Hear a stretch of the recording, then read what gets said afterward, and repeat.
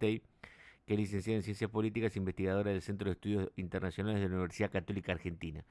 Clarisa Mariano Pérez de Blate, ¿cómo andás? Buen día, Mariano, ¿cómo estás? Bueno, qué despelote, ¿no? Yo pensé la verdad que iba a ser un poco más organizado, esto ordenado y no tan parejo, y que hoy te iba a llamar para hablar de quién había ganado la elección, pero lamentablemente no podemos decirlo todavía.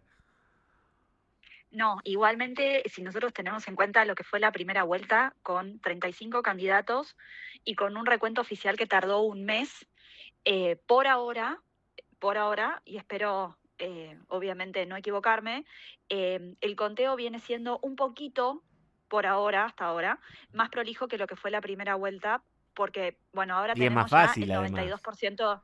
Por supuesto, son dos candidatos Claro. solamente, pero como vos dijiste muy bien, con un empate técnico. Empate técnico que ya se preveía en las últimas encuestas, y que ya se sabía que la diferencia iba a ser milimétrica.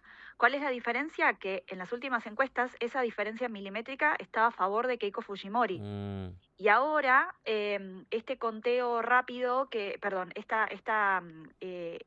conteo rápido que hizo tanto Ipsos, la consultora Ipsos, que es globalmente conocida, como también Datum, que es otra consultora, lo que nos dicen es que según 1.000 mesas testigos, según el recuento oficial de 1.000 mesas testigos, esa diferencia no estaría a favor de Keiko Fujimori, sino que estaría a favor de Roberto Sánchez, el candidato de la izquierda.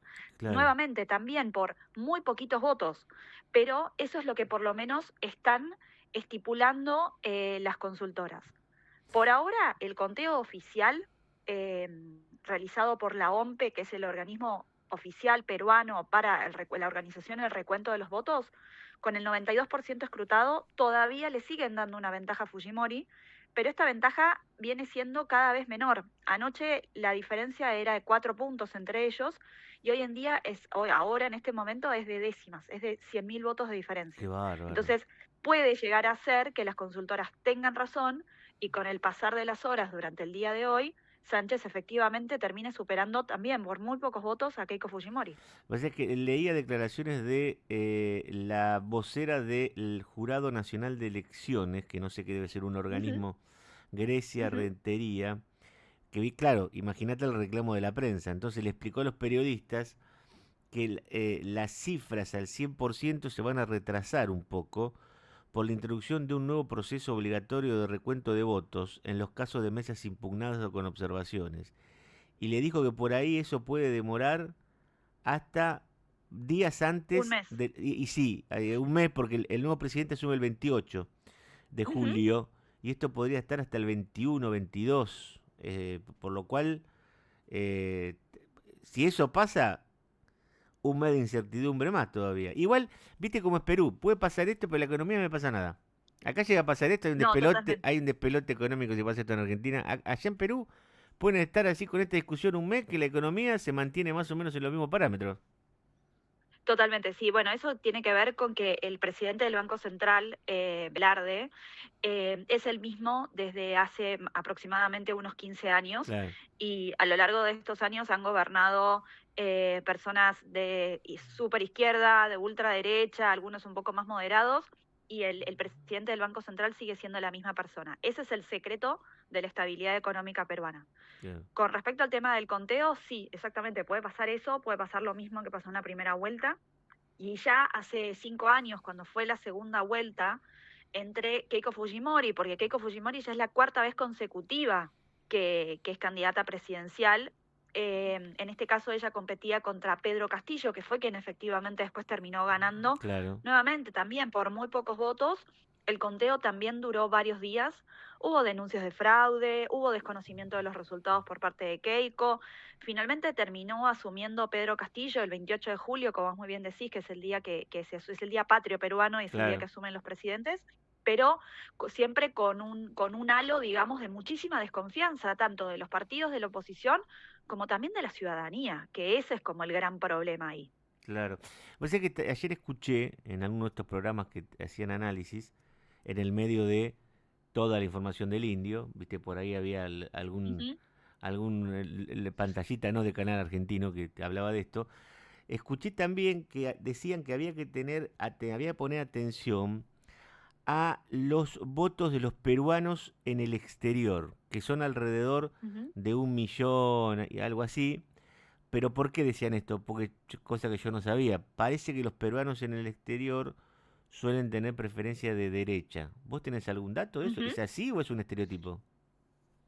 No, en general, ganado, según los datos, ha ganado Keiko Fujimori en el voto de los peruanos en el exterior. Mm, Eso es verdad.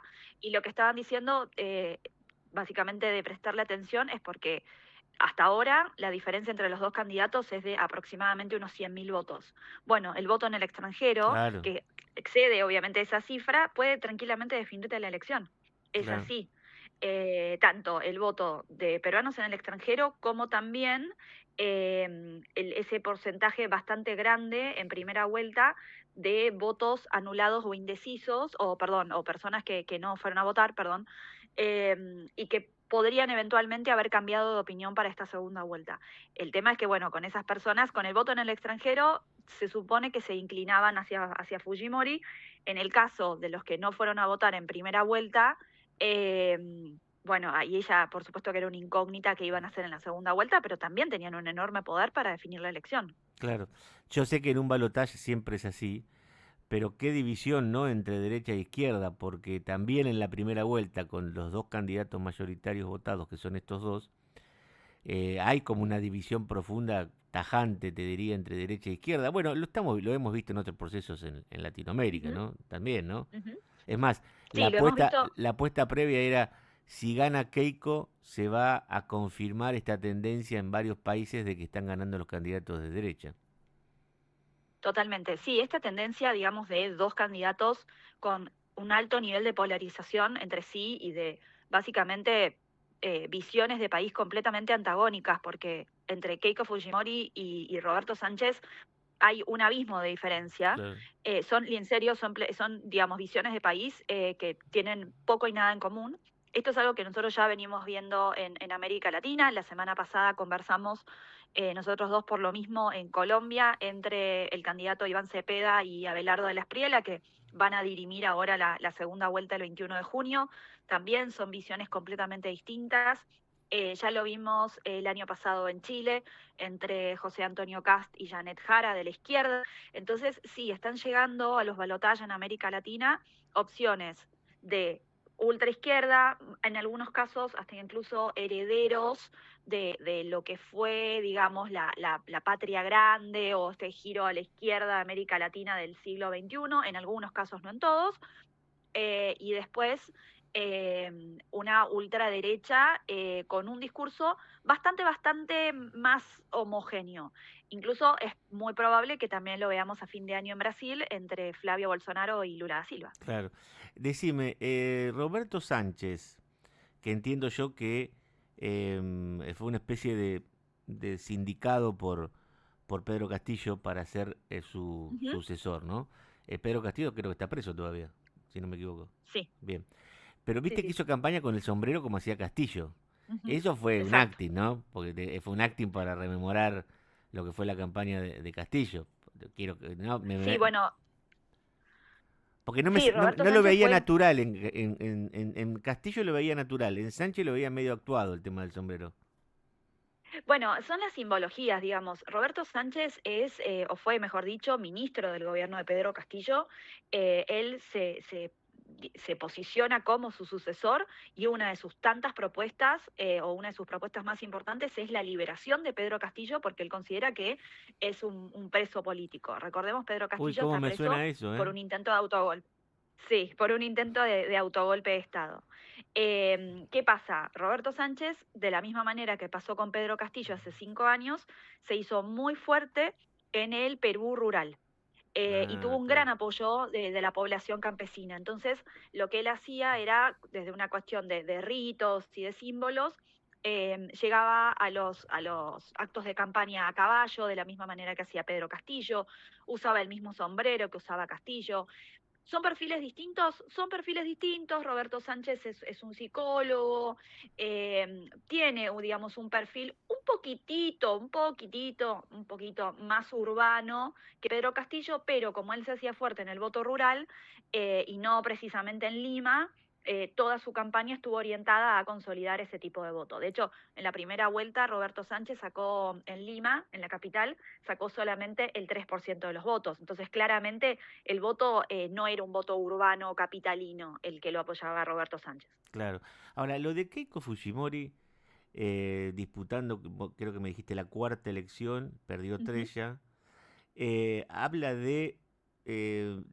¿cómo hay que leerlo en términos de que, cómo puede ser que la derecha no pueda tener un apellido más taquillero que el de Fujimori? Que es un presidente que ujú, cambió económicamente a Perú, está claro eso, pero terminó siendo un autócrata con violación de los ujú, derechos humanos. O sea, ujú. yo entendería que no dejó una buena imagen en Perú, pero evidentemente algo pasa, porque si su apellido sigue siendo la referencia máxima de la derecha, no sé cómo lo ves vos.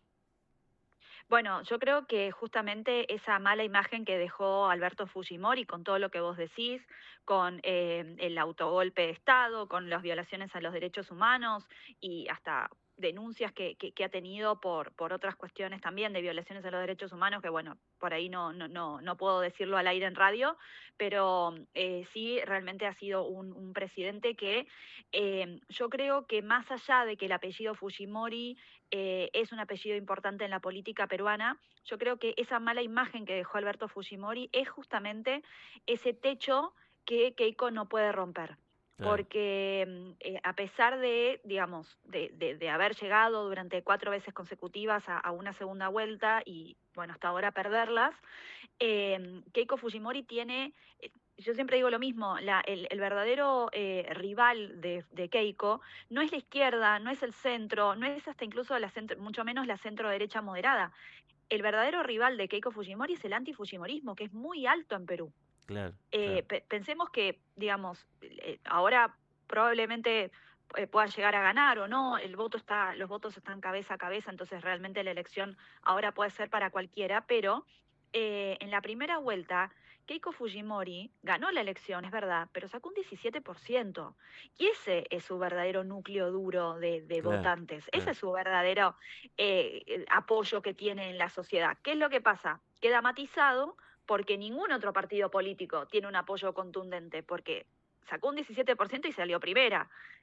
Roberto Sánchez sacó un 12%, entonces no hay ningún hasta ahora partido político que tenga un voto fuerte, consolidado, que mayoritariamente.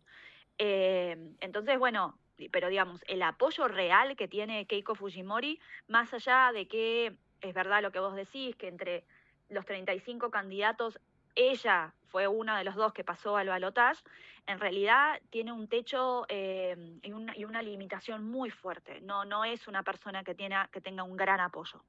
Bien, bien.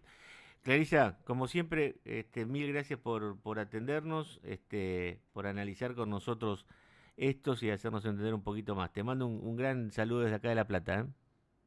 Muchísimas gracias, Mariano. Un abrazo Gracias grande. por llamarme. Clarisa de Matei, licenciada en Ciencias Políticas, investigadora del Centro de Estudios Internacionales de la Universidad Católica Argentina.